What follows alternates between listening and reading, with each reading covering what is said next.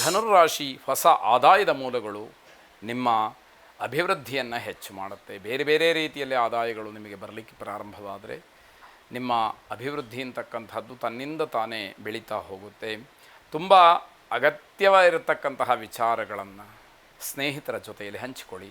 ಸ್ನೇಹಿತರಿಂದ ಒಂದಷ್ಟು ಮಾಹಿತಿಗಳು ನಿಮಗೆ ಸಿಕ್ಕಬಹುದು. ಅದು ಇನ್ನಷ್ಟು ಮತ್ತಷ್ಟು ನಿಮ್ಮ ಕೆಲಸಕ್ಕೆ, ಕಾರ್ಯಕ್ಕೆ, ನಿಮ್ಮ ಅಭ್ಯುದಯಕ್ಕೆ ಅನುಕೂಲಕರವಾಗಿ ಕೆಲಸ ಮಾಡಬಹುದು ಅಂತ ಅರ್ಥ. ನಿಮ್ಮ ಬಗ್ಗೆ ಒಳ್ಳೆಯ ಅಭಿಪ್ರಾಯ ಇಲ್ಲದೇ ಇರತಕ್ಕಂಥವ್ರನ್ನ ದೂರ ಮಾಡಿ ಅಷ್ಟೇ ಹೊರತು ದ್ವೇಷ ಮಾಡೋದಕ್ಕೆ ಹೋಗಬೇಡಿ. ಅವರನ್ನು ಬದಲಾಯಿಸೋದಕ್ಕೆ ಕಷ್ಟ ಆದೀತು. ನೀವು ಅವ್ರ ಬಗ್ಗೆ ತಾತ್ಸಾರ ಭಾವನೆಯನ್ನು ತೋರಿಬಿಟ್ರೆ ಆಯಿತು, ಅದೇ ನಿಮಗೆ ಅನುಕೂಲವಾಗುವಂತಕ್ಕಂಥದ್ದು. ಸ್ಥಿರಾಸ್ತಿಯನ್ನು ನೋಂದಣಿ ಮಾಡಿಸ್ಬೇಕು ಅಂತ ಹೇಳಿ ಅಂದ್ಕೊಂಡಿರ್ತಕ್ಕಂಥವ್ರು ಈ ದಿವಸ ಮಧ್ಯಾಹ್ನದ ನಂತರದಲ್ಲಿ ಮಾಡಿಸಿ, ಸ್ವಲ್ಪ ಅನುಕೂಲವಾಗುತ್ತೆ. ಕೆಲಸದ ಸ್ಥಳದಲ್ಲಿ ಸಣ್ಣ ಪುಟ್ಟ ಅಡ್ಡಿಗಳು, ಸಮಸ್ಯೆಗಳು ಬರಬಹುದು, ಆದರೆ ಆತಂಕ ಪಡಬೇಕಾದ್ದೇನಿಲ್ಲ. ಅದರಿಂದ ಯಾವ ನಷ್ಟವೂ ಆಗೋದಿಲ್ಲ. ಸ್ವಲ್ಪ ಮಾನಸಿಕವಾದಂತಹ ಸ್ಥಿರತೆಯನ್ನು ಕಾಪಾಡಿಕೊಂಡ್ರೆ ಆ ಕೆಲಸ ಸುಸೂತ್ರವಾಗಿ ಆಗ್ತಕ್ಕಂಥದ್ದಿದೆ. ಈಶ್ವರ ಪರಿವಾರ ದೇವತೆಗಳನ್ನು ಪ್ರಾರ್ಥನೆ ಮಾಡಿ, ಈಶ್ವರ, ಪಾರ್ವತಿ, ಗಣಪತಿ, ಸುಬ್ರಹ್ಮಣ್ಯ, ಹೀಗೆ ಸಮಷ್ಟಿಯಲ್ಲಿರತಕ್ಕಂತಹ ದೇವತಾನುಗ್ರಹವನ್ನು ಪಡ್ಕೊಳ್ಳಿ. ಶುಭವಾಗಿ. ಮಕರ ರಾಶಿ ಪ್ರೇಮಿಗಳಿಗೆ ಈ ದಿವಸ ತುಂಬ ಶುಭವಾದಂತಹ ಸಮಯ ಸಿಕ್ಕತ್ತೆ. ಯಾವುದೇ ಕೆಲಸಕ್ಕೆ ಕೈ ಹಾಕಿದರೂ ಕೂಡ ಯಶಸ್ಸು ನಿಮ್ಮ ಪರವಾಗಿರುತ್ತೆ ಅನ್ನುವಂತಹ ಸೂಚನೆ. ಮನೆಯಲ್ಲಿ ಜಗಳವನ್ನು ಮಾಡಿಕೊಳ್ಬೇಡಿ.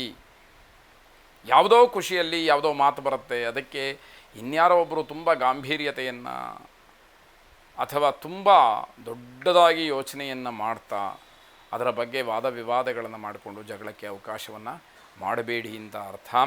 ಬೇರೆಯವರು ಏನೋ ಮಾತಾಡ್ಕೊಳ್ತಾರೆ ಅಂತಂದರೆ ಆ ವಿಷಯಕ್ಕೆ ಗಮನವನ್ನು ಕೊಡಬೇಡಿ. ಸಮಾಜ ಮಾತಾಡ್ಕೊಳ್ಳುತ್ತೆ. ನಮ್ಮ ಪಾಲಿಗೆ ಏನು ಬಂದಿದೆ ಆ ವಿಷಯಕ್ಕೆ ನಾವು ನ್ಯಾಯಸಮ್ಮತವಾಗಿ ನಡ್ಕೊಳ್ಬೇಕಾದಂಥದ್ದು, ಸಮಾಜಕ್ಕೆ ಉತ್ತಮವಾದಂತಹ ಸಂದೇಶವನ್ನು ಕಳಿಸಬೇಕಾದ್ದು ನಮ್ಮ ಕರ್ತವ್ಯ.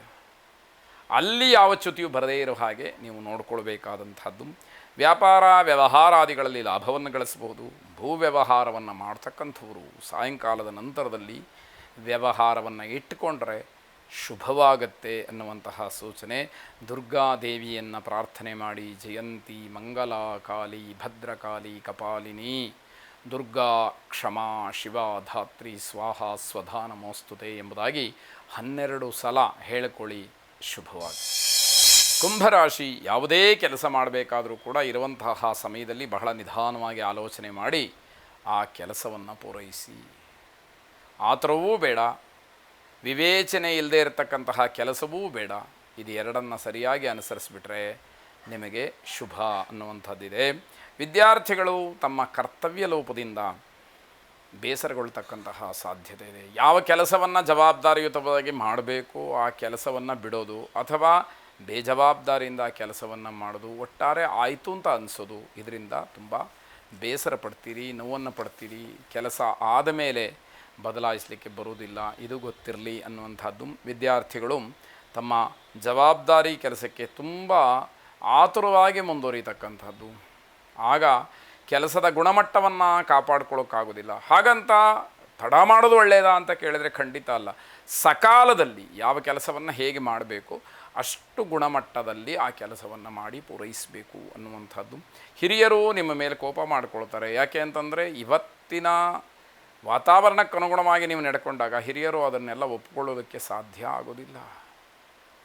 ಅವರ ಒಂದು ತಾಳ್ಮೆ, ಅವರ ಒಂದು ನಿಧಾನ, ಇದೆಲ್ಲವನ್ನು ಗಮನಿಸಿ ಇವತ್ತಿನ ಒಂದು ಕಾಲಘಟ್ಟಕ್ಕೆ ಅನುಗುಣವಾಗಿ ನೀವು ನಿಮ್ಮ ಕೆಲಸವನ್ನು ಮಾಡಬೇಕಾಗಿರುತ್ತೆ.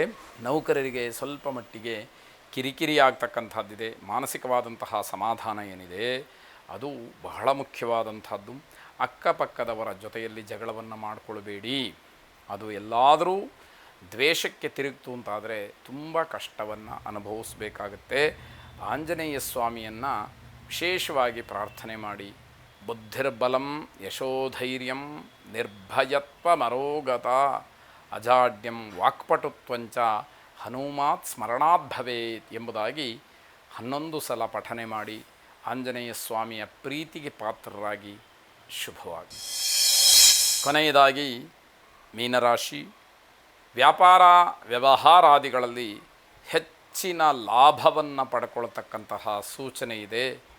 ಹಾಗಾಗಿ ವ್ಯವಹಾರಾದಿಗಳು ನಿಮ್ಮ ಕೈಯನ್ನು ಹಿಡಿಯುತ್ತೆ ಅನ್ನುವಂಥದ್ದು ಗೊತ್ತಾಗುತ್ತೆ. ಖರೀದಿಗೆ ಅವಕಾಶ ಹೆಚ್ಚಿದೆ, ಆದರೆ ಆತುರಪಟ್ಟೋ ಆಸೆ ಪಟ್ಟೋ ಮೋಸ ಹೋಗಬೇಡಿ. ಈ ಒಂದು ಜಾಗ್ರತೆ ನಿಮ್ಮಲ್ಲಿದ್ದರೆ ಮಾತ್ರ ಅದು ಪರಿಶುದ್ಧವಾದಂತಹ ವ್ಯವಹಾರ ಆಗತ್ತೆ ಅಂತ ಅರ್ಥ.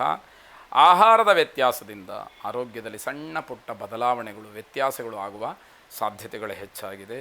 ನಿಮ್ಮ ಮನಸ್ಥೈರ್ಯ ಆತ್ಮಸ್ಥೈರ್ಯ ಅನ್ನುವಂಥದ್ದು ಆತ್ಮವಿಶ್ವಾಸ ಅನ್ನುವಂಥದ್ದು ಹೆಚ್ಚಾಗೋದಕ್ಕೆ ಅವಕಾಶ ಇದೆ. ಸ್ತ್ರೀಯರಿಗೆ ಬಹಳ ಅನುಕೂಲಕರವಾದಂತಹ ದಿವಸ ಇದಾಗಿದೆ. ನಿಮ್ಮ ದೌರ್ಬಲ್ಯಗಳನ್ನು ದುರುಪಯೋಗ ಮಾಡ್ಕೊಳ್ಳೋದಕ್ಕೆ ಜನ ಕಾಯ್ತಾ ಇರ್ತಾರೆ, ನೀವು ಎಚ್ಚರದಿಂದ ಇರಬೇಕು. ಯಾವ ವಿಷಯದಲ್ಲಿ ತಪ್ಪು ಹೆಜ್ಜೆಯನ್ನಿಟ್ಟರೂ ಕೂಡ ಅದರಿಂದ ಆಗ್ತಕ್ಕಂತಹ ಅನುಕೂಲ ಬೇರೆಯವರ ಪಾಲಾಗುತ್ತೆ, ನಿಮಗೆ ಅದರಿಂದ ತೊಂದರೆಗಳು ಹೆಚ್ಚಾಗ್ತಾ ಹೋಗುತ್ತೆ. ಇದನ್ನು ಗಮನಿಸ್ಕೊಳ್ಬೇಕಾದಂಥದ್ದು. ಮನೆ ದೇವರನ್ನು ವಿಶೇಷವಾಗಿ ಪ್ರಾರ್ಥನೆ ಮಾಡಿ. ಶುಭವಾಗಿ.